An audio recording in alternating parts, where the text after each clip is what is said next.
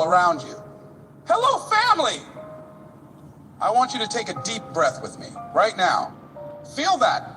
That's called a gift. That's called yes, from the universe. You are still here. But I want to ask you something that's been weighing on my heart. What do you do when the lights go out in your life? What do you do when you've lost the job? The doctor's report isn't what you wanted to hear, and the people you thought would be in your corner have vanished like mist in the morning sun.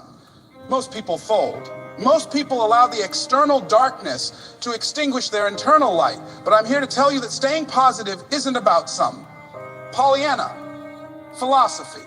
It's not about ignoring the pain. It's about a never say die spirit that looks the storm in the eye and says, you can't have me. I remember being labeled educable mentally retarded in school.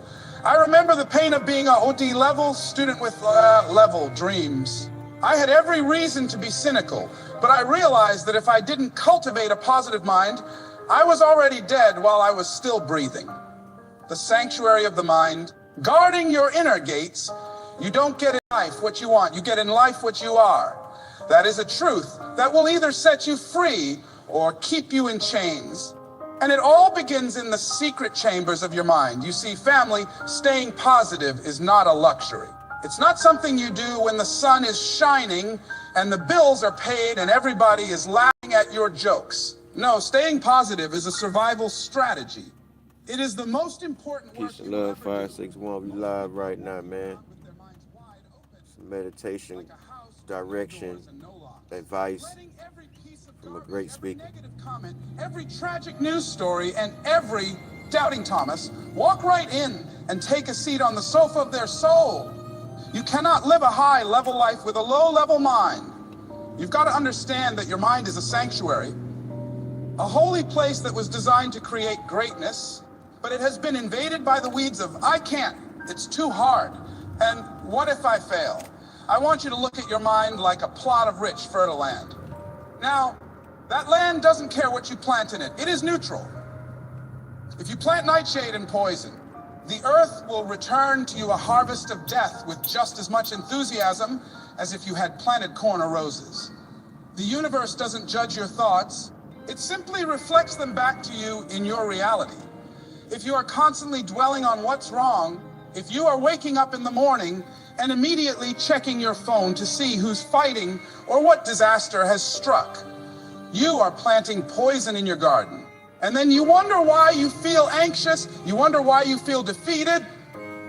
It's because you haven't guarded your gates. You've got to become the most disciplined person you know when it comes to what you allow to enter your consciousness.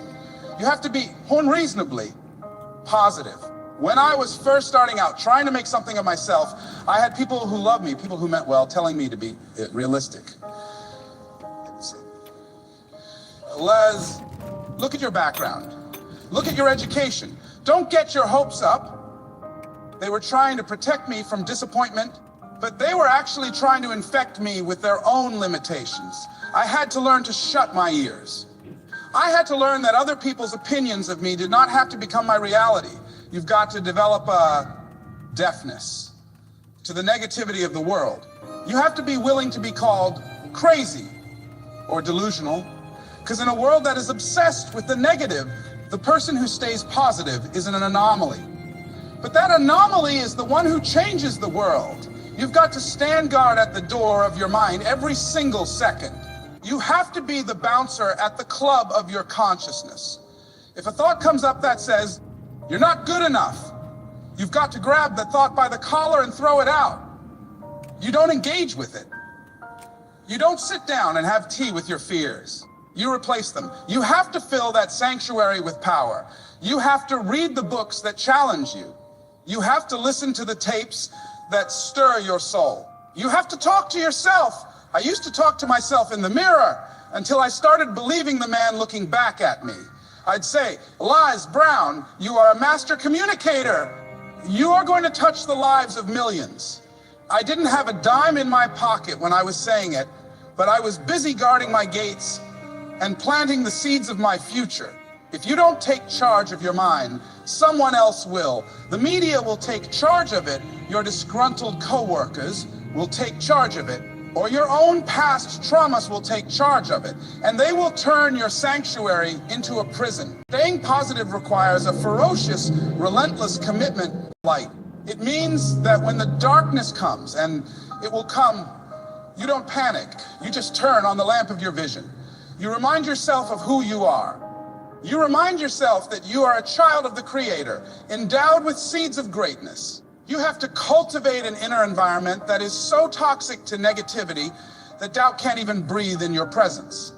It takes work. It's a daily grind. It's getting up an hour early to feed your spirit before the world has a chance to starve it. It's choosing to see the opportunity in the opposition. This is the first step, the foundation of everything else. If you lose the battle in your mind, you've already lost the battle in the world. But if you win within, if you keep that sanctuary pure and filled with positive expectation, then there is nothing, absolutely nothing, under the sun that can stop you from reaching your destiny. You've got to guard your gates, family. Your life depends on it. The power of perspective finding, the seed of benefit. Listen to me close now, because this is where the rubber meets the road.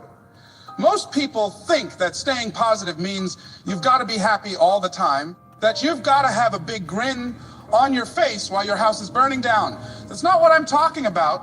I'm talking about a deep-seated, rock-solid perspective that allows you to look at the wreckage of your life and see a foundation for a skyscraper. You see, family, it's not what happens to you that defines your life, it's how you choose to label what happens to you.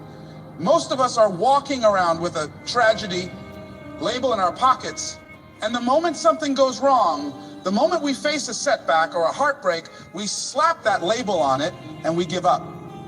But the winners in this life, the people who possess that hunger, they carry a different set of labels. They look at the same situation and they label it lesson.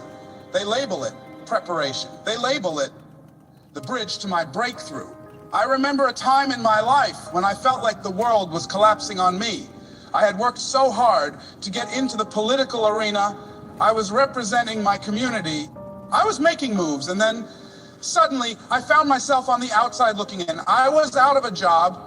I was feeling humiliated, and I felt like I had reached the end of my rope. I was sitting in the dark, feeling sorry for myself, asking that question that kills more dreams than failure ever will.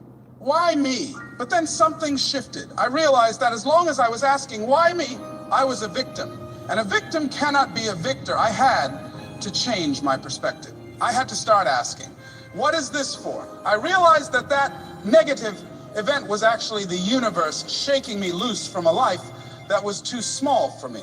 If I hadn't lost that position, I would have spent my whole life in a small room in a state building. I never would have stood on stages around the world. I never would have found my true voice. The adversity was actually an advancement in disguise.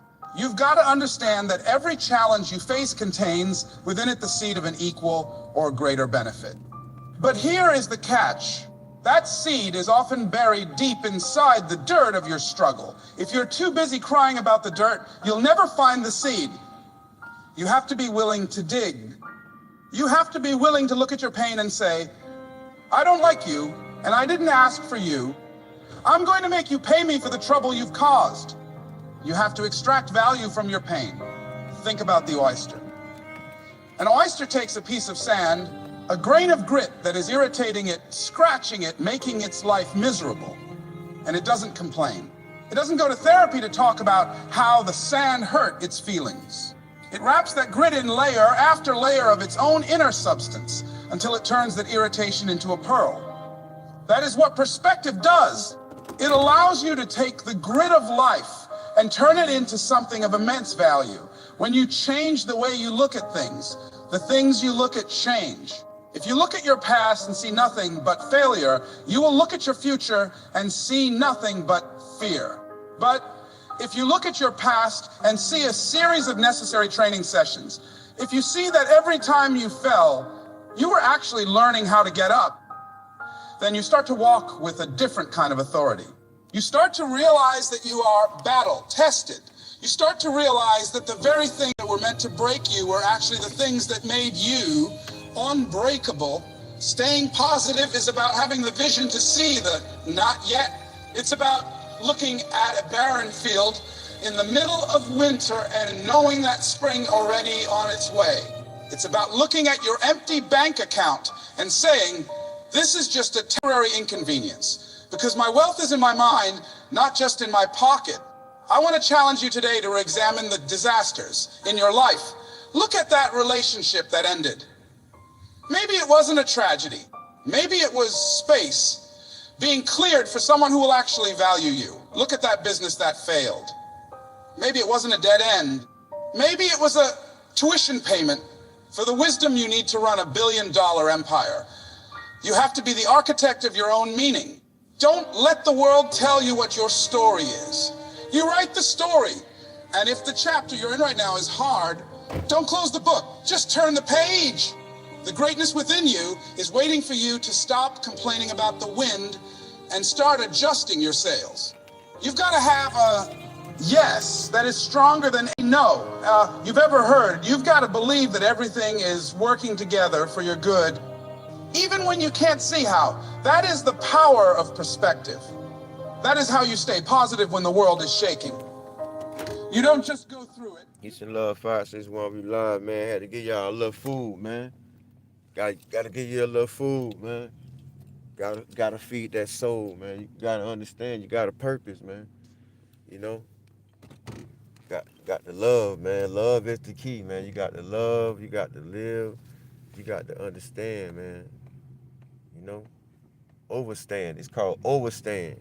You gotta overstand sometime, man. When you know you can make it right, man, don't feed into the situation to let it linger on, man, you know? Make it right. Make it right, my people. That's enough, man, for this segment, man. Peace and love, 561. We out.